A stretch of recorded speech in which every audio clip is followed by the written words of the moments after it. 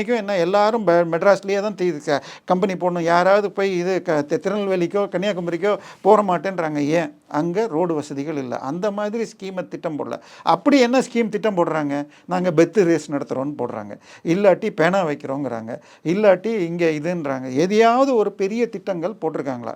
இதை தாண்டி இன்னொரு ஸ்கீம் பார்த்தீங்கன்னா, போன ஆட்சியில் ஒரு கலெக்டர் ஆஃபீஸ் கட்டினாங்க செங்கல்பட்டில். கட்டி 2 வருஷம் ஆச்சுங்க. 120 கோடி இன்றைக்கி வரைக்கும் திறக்கல.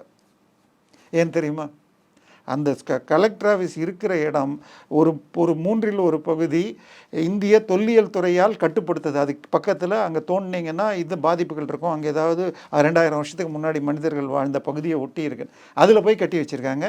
120 கோடி நம்ம வரி பணம் இன்றைக்கு தூங்கி கொண்டிருக்கு. இதை தாண்டி இது திமுகவில் இருக்கிற உட்கட்சிகளே ஒரு கட்சியும் சண்டை போட்டுக்கிட்டு இருக்காங்க. வேல்முருகன் மிகப்பெரிய பேட்டி கொடுத்துருக்காரு. போன வாரம் ஆளூர் ஷானவாசும் சோ பாலகிருஷ்ணனும் எங்களுக்கு மீட்டிங்கில் சம மதிப்பு கொடுக்கல, போஸ்டரில் இப்போ எங்கள் பேர் போடலன்னு வந்துச்சு. ஸோ இதையெல்லாம் மடைமாற்றம் செய்வதற்கு இந்த மாதிரி ஸ்டிக்கர் ஓட்டிக்கிட்டு இருக்காங்களே தவிர